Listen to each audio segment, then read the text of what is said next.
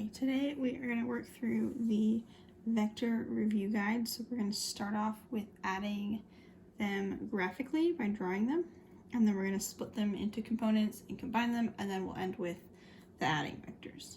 So on these are the ones that you're literally just going to draw the arrows in order, and then if it says something about minus or has a coefficient or something, then you just alter it in that way. So we're just going to start. So one is a plus b, so we draw a first. It's going to look like that. We draw b, and we always are going to end it where the previous one left off, or start it where the previous one left off. So this one goes 3 to the right. So we have a plus b. B is down 2 over 2. So we're going to b. And then the answer is going to be from where the first one started to where the last one ended, because it's like the total of like where you went. So I would indicate that in some way that I can tell that like this is your final answer. It should make sure that it points towards the ending. I do need to be able to tell which is the start and which is the end of the vector. So we'll just keep going with a few more. So 2, a plus c minus d. So a is just going to be same as we did the last one. So a plus c. So again, we'll start c here, and c goes at an angle like that. These don't have to be perfectly straight. You are welcome to use a ruler or a note card or something like that. When you get to the final answer, it might be helpful to have a straight edge. I have a ruler I'll use in a second. So I have a plus c minus d is the same thing as adding negative d. So negative d would just be this, but pointing up, so up 3. So again, I'm going to start here and go up 3. And that's going to be negative d. So then my final answer is going to go from here to here. And this is just like a 50-cent ruler that I got at Walmart. You can also use any kind of straight edge. Note cards work great for this, like 3x5 cards. Anything that has a little bit of something to it. Okay, so that is number 2. Okay, number 3. I have E, which is 3 to the left. I'm going to start it over here because I kind of know where it's going. It's going to go left, and then plus B means it's going to go down this way, and then minus C means it's going to actually go up that way. So E is 3 this direction. And then B down 2 over 2.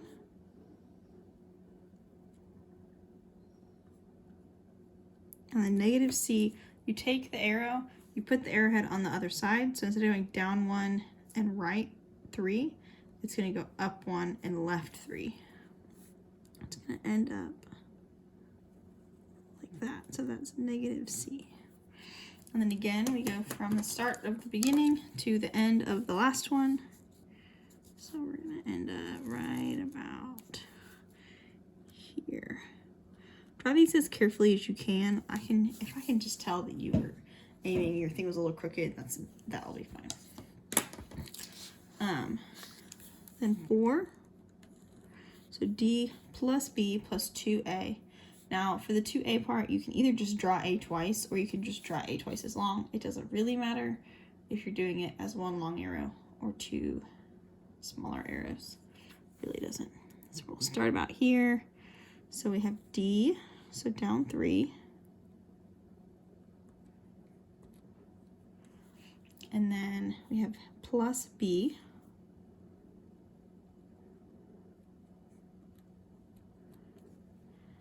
And then plus 2A. So again, you can do one arrow that's 6 blocks long, or you can just do A twice, because that's 2A. Really doesn't matter. 1, 2, 3, 4, 5, 6. And then again, from the beginning to the end of the end.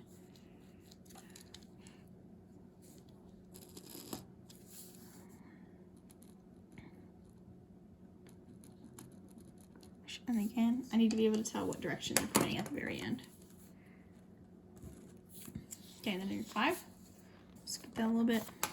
Scoot it up so you can see the arrows. Okay, so 5 is C minus E plus 2B. So we'll start, let's see here. So C, let's go just like that.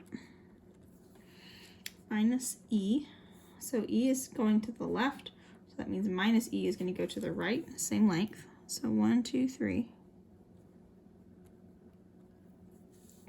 And then 2B, again, you can draw, I'll do this one the other way, so I'm going to do it as B twice this time. Again, either one is fine. And then you go start to end.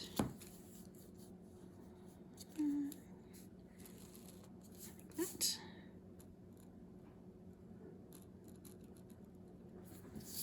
Okay. 6. B minus A plus 1/2 D. So B, I'm going to start it over here. Go right there. So B goes just like that. Minus A. So A goes to the right 3. So that means minus A is going to go to the left 3. 2, 3. Okay. And then 1/2 D. So D is down 3 blocks. So we're just going to go down 1.5 blocks. Right about there. 1/2 D, and then again, beginning to end.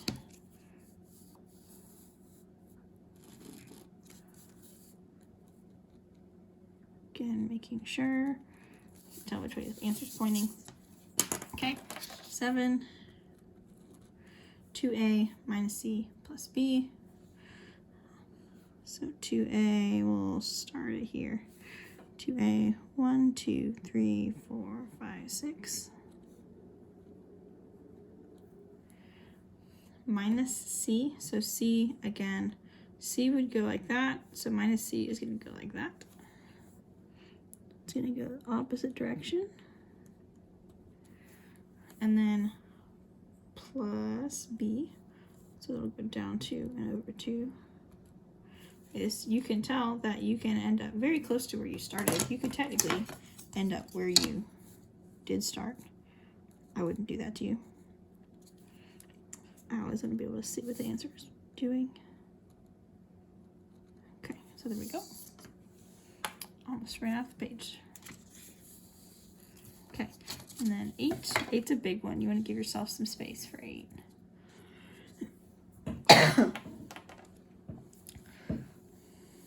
Let's start this one. I got Christmas colors going on. So 8. Hopefully I left some space. So 8 is 3A. So we've got 3 blocks. So 1, 2, there's 1A, 2, 3, 2 A's, 2, 3, 3 A's. So that's 3A minus 2B. So 2B would go this way, so minus 2B goes the opposite direction. And there's 2 of them. So that's minus B, and that's minus B. And again, you could draw that as 2 separate arrows or 1 big arrow with twice the magnitude. Doesn't matter. Notice when you put a number in front of it, it doesn't change anything about the direction of the arrow. It only changes the magnitude of the arrow. Okay, so there's 8. Sorry, I ran off the page, the screen just a little bit. There we go. Okay, and then number 9, almost done with these. Number 9 is E minus D. So I have E, which is 3 to the left. 1, 2, 3. And then minus D, so D goes down, so minus D goes up, same amount. And then here's my answer. Line up right. Again, make sure it points this way. Okay, and then last one, 10. I'm not going to put this many on the test, by the way. This is just for practice.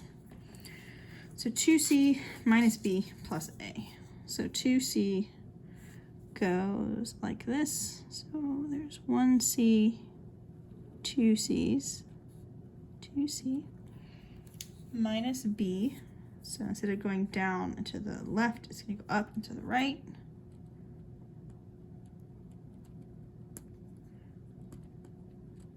Plus a, so we're going to do a 3 to the right. Starting off the page, sorry. That's a. So then my final answer is going to go from the beginning to the end. Let's see, so here to there. There we go. There's 10. So that's the drawings. Yeah, there we go. Let me know if you have questions on that. So then let's do the math. Now on the math, a couple things you want to make sure of. One is that you are in degrees, not radians, because the radians would be a problem. So make sure you're in degrees, and make sure you are showing me your work, like what you're actually typing in, because then if it's something like your degrees are off, then I can give you some credit for that at least. So I'm going to just kind of sketch these as I go on the actual paper, just to make it easier. Does not matter. These are not to scale.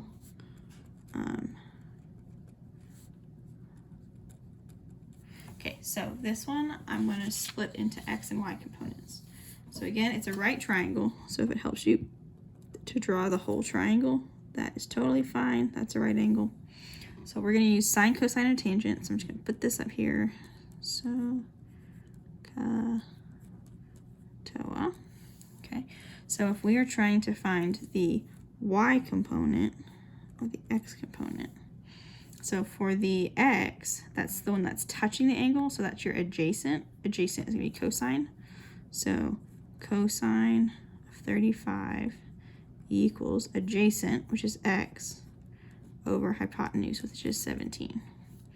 So it means x is going to be 17 cosine 35. And 17 cosine 35 is 13.926. And then to find y, that's going to be the opposite, because it's opposite of that angle. So that's going to be sine.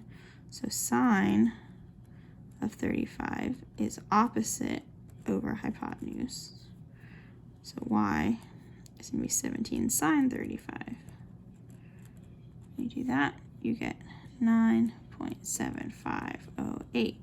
Now, you also want to check your signs, not sign like this kind of sign, but sign as in positive or negative. So I'm going down, so I want to put a negative here. So my final answer should be negative to show that it's in that first or that fourth quadrant. Okay. So that means my final answer, I'm going to round this and this to 2 sig figs. So I have 1, 2 sig figs there, and 1, 2 there. So my answer is x is 14 meters per second, and y is negative 9.8 meters per second. And remember, the original unit of the original hypotenuse is going to be the same unit as your answer. So whatever it started off, you're going to end in. Okay, so that's that. The next one is 12 kilometers straight up.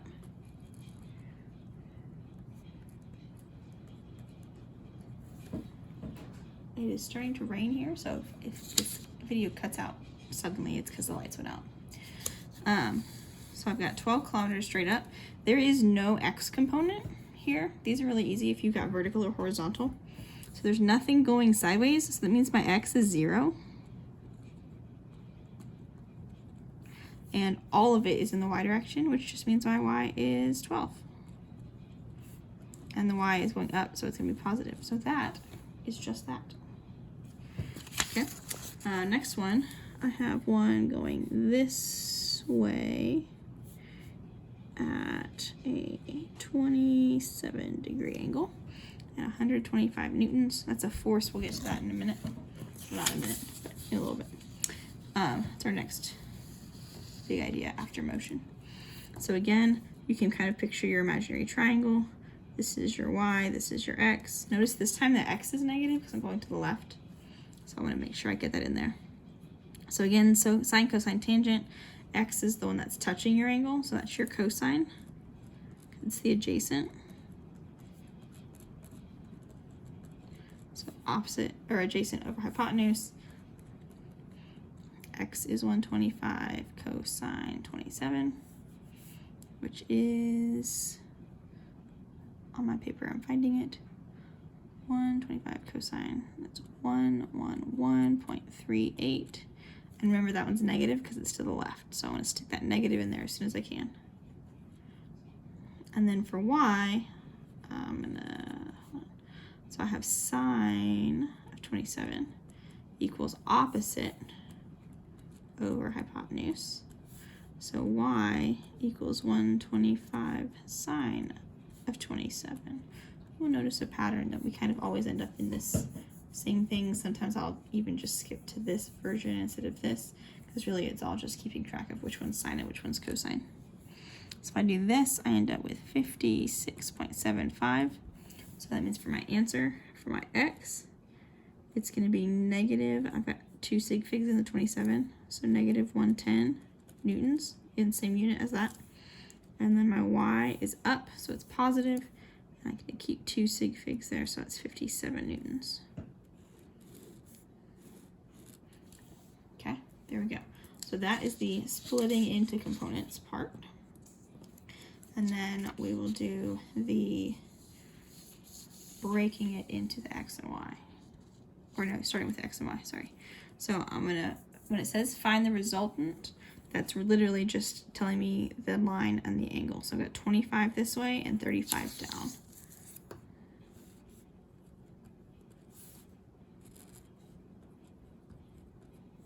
And those are both meters per second. Again, they're always going to be the same thing. So if one of them is meters per second, the other one will always be meters per second. And that's a velocity because it's in meters per second. Okay, so this is one of the ones where I have a right triangle again, because these are x and y. So I am going to use the Pythagorean theorem to find my missing piece. So remember, the hypotenuse is always your c. So your a and your b are your two sides. It doesn't matter which one's which. So 25 squared plus 35 squared equals v squared. I'm just going to swap that out. So v is going to be the square root of 25 squared plus 35 squared.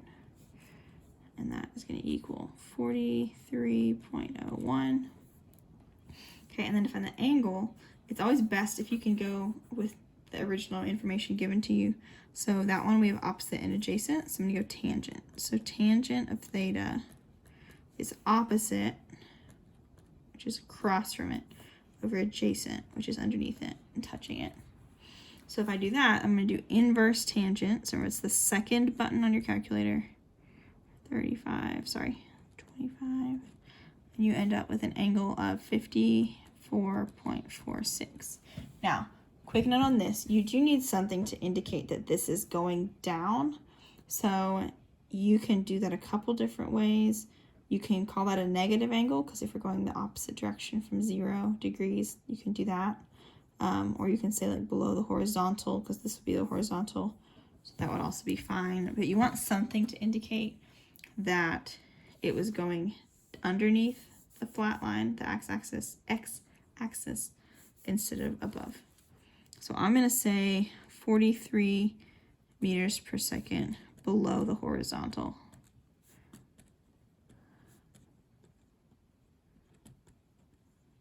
I forgot to put the angle in there.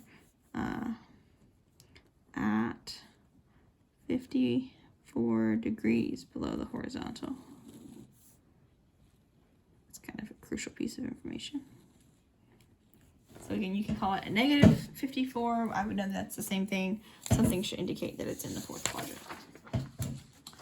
Okay, and then I've got 2 more of these. So I'm going to do a quick sketch of this one. Let's going this way and this way. So 2005, 3750. And again, we're trying to find this angle. And this is a distance. Okay, so let's get that there. So again, I have the two sides. So I'm going to skip a step here. It's the square root of 2005 squared plus 3750 squared. Should be a pretty big number. Ends up being 4252.36. And then angle, I'm going to do tangent theta equals opposite. So 3750 over adjacent, so 2005. So I'm going to do the inverse tangent of this. And that gives me an angle of 61.868. So you need to describe in some way that this is in this quadrant. Sometimes the easiest way to do that is to just measure it from 0 degrees. So like if this is, pretend this is your axis, just give this whole angle. That's one way to do it. So we know that this is 180 degrees, so you can do that plus 180. And then it's very clearly in that part of the, I'm going to round that too. So 242 is going to put you in the third quadrant. If this is like north, south, east, west, sometimes you can say like 62 degrees south of west or something like that. So depending on the problem, you can describe that differently. But something, you need to indicate somewhere that it's in this third quadrant over here. So I'm going to say, let's see, we've got 4 sig figs and 3 sig figs. So actually I can keep, yep, extra one there. So 4, 2, 5. So 4, 2, 5, 0 meters at, I'm going to call it 242 degrees. Again, you could word it differently as far as how you're telling me it's in the third quadrant. But that's where it should end up. And then we have one more of these. Go in this direction. These are the easy ones if they're in the first quadrant, because then you don't have to do anything weird with the angles. So 75 and 41. 75, 41. Okay, and then we're trying to find this, which is a force. It's our unknown. Okay, so again, square root of the other two squared. 75 squared is 41 squared. That's going to end up giving me 85.475. And then I'm going to find the angle. So tangent theta is opposite over adjacent. So opposite over adjacent. So I've got inverse tangent of that. And that gives me 28.664 degrees. So to round it, I've got 2 sig figs. So I have 85 newtons at 29 degrees. Okay, so there we go. Now the adding vectors is longer, but it's the same steps as what we've been doing. So let's pull that out. I'm going to fit one on these, and the other one I'll probably have to do on a separate sheet of paper. So give me a sec. Okay, so I'm going to start with this one. So what I would do first is indicate in some way, like pick one to be 1, 1 to be 2, 1 to be 3. I've got 3 separate lines. So I'm going to make sure I did this the same way as on my answer key. So I'm going to call this vector 1. I'm going to call this vector 2. And I'm going to call this vector 3. Okay, so I'm going to use those subscripts to keep them straight. So the first thing I need to do is I need to break each of them down as separate triangles into 3 separate sets of x and y values. So my 1 is 72 at 49. So that's going to be y1 and x1. And then my 2 is just straight up 150. And then my other one is at an angle like this, at 15 degrees, at 185. So this is going to be my x3. This is my y2, x3, y3. So we do need to make sure we do these all correctly and with the right signs. So I'm going to skip the first step just for time's sake. You're going to start them the same way as all the others. They're always going to end up becoming a 72 and then sine or cosine and then 49. So the big thing is remembering which one is x and which one is y. So x1 is the one that's touching, which is the adjacent, which is cosine. So it's going to be 72 cosine 49, which ends up being 47.236. It's positive, so I'm good there. And then y1 is going to be the opposite, which is sine. So 72 sine 49, also positive, so I don't have to worry about that. And then that one I get 54.339. Notice I'm not rounding these yet because I don't want to round in the middle of a problem. Okay, now down here, I have x2 and y2. So again, this is one of those where I don't have an x, so that's 0, which makes it easy. And my y is just all of it, so it's all vertical. So it's just positive 150. And then on this one, I have x3, I have y3. So x3 is going to be, again, it's the adjacent one. You notice the pattern. These are all, x is the adjacent on all of them. So I have 185, and then adjacent is cosine. So cosine 15. And then this is 185 sine 15. So then when I get those numbers, I do want to pay attention. This is left and down, which means both of these are going to be negative. So I'm going to stick a negative here so I don't forget. So the answer is negative, let's see, 178.696. And this one is negative 47.88. So I've got my x values, my y values for all three vectors. So what I need to do is I need to find my total x and find my total y. So that means my total x, I just add the three together. So I have 47.236, and then I have 0, and then I have minus 178.696. If I add all that up, I get negative 131.46. Okay, and then I do the same thing with the y's. So my total y is going to be y1. So 54.339 plus y2, which is 150, plus y3, which is minus 47.88. Add all that up, and I end up with 156.459. So what that tells me is my final triangle. So now I'm going to make a new triangle that goes to the left, 131.46, and then it goes up 156.459. And so I'm going to find the final answer. These are forces, so I'm going to call that a force. Okay, so I do one more triangle to get my total force and my total angle.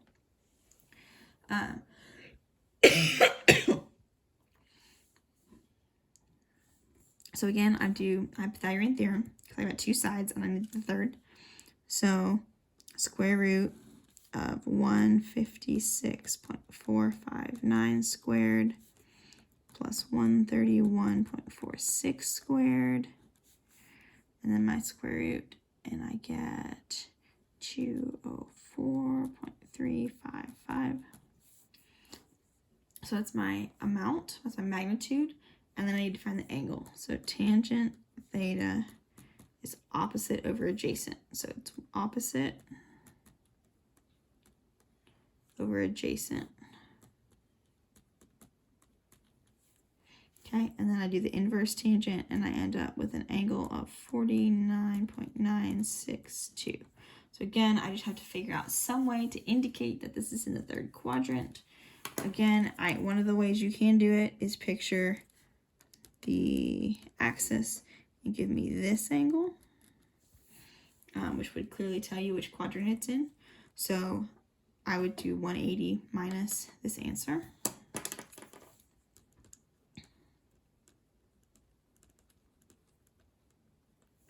End up with 130. So you can give the answer as 200 newtons. Run out of space. Sorry. So 200 newtons. That's 1 sig fig at 130 degrees. Again, if this is like a north, south, east, west problem, you could say like, what was it? 50 degrees north of west. That would work. Kind of just depends on the problem. Okay, but something to indicate that you're there in the third quadrant. I'm gonna switch colors so that I don't blend in with the next problem.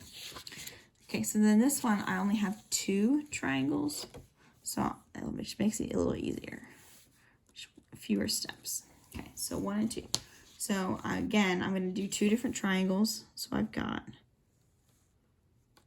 one that's 250 at 43. And then I've got one that is 35 degrees and 92 meters per second. Okay, so again, x1, y1.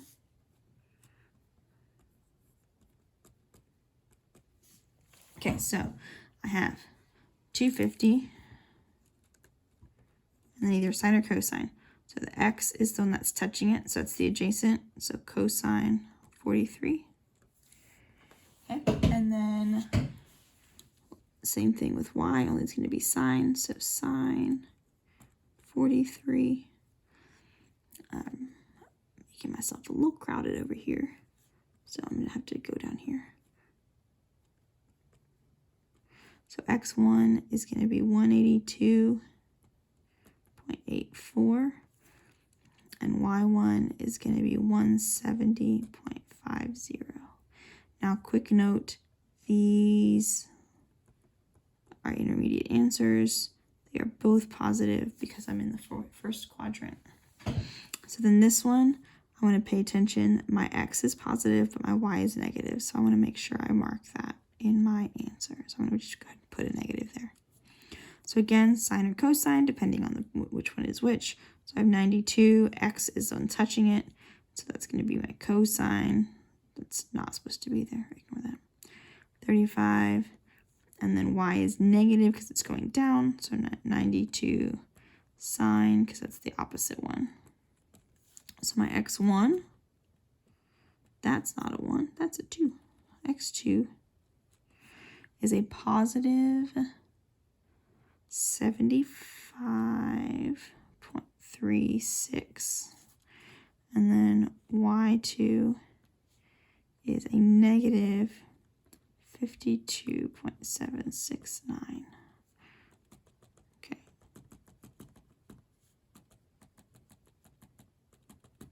I don't really want to mark them as my final answer. But so I've got my 2 pieces. So now I need to find my total x and my total y. So x, say 182.84 plus 75.36. And I end up with 258.20.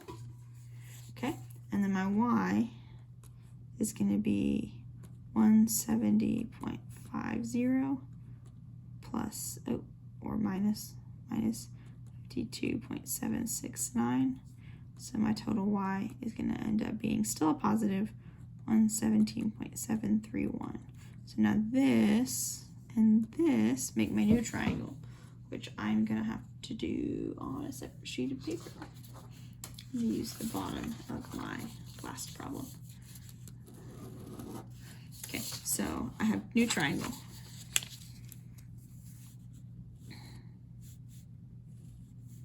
I've got 258.20 on this side, Got 117.731. That is clearly not to scale. We're just going to go with it. So I'm trying to find this and this. Okay, so I have Pythagorean theorem, square root of 117.731 squared plus 258.20 squared. I get a total of 283.77. And then I've got tangent to find the angle. So tangent theta is opposite over adjacent. My opposite is the 117. 258.2. So theta equals inverse tangent of that.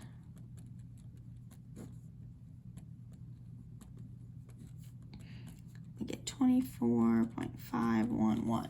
I don't have to do anything crazy with the angle here because it's a first quadrant angle. So my answer is going to be this at this angle. And my original numbers had a total of 2 sig figs in them. So I'm going to round my final answer to 2 sig figs. So 280, and it was originally meters per second. So 280 meters per second at 25 degrees.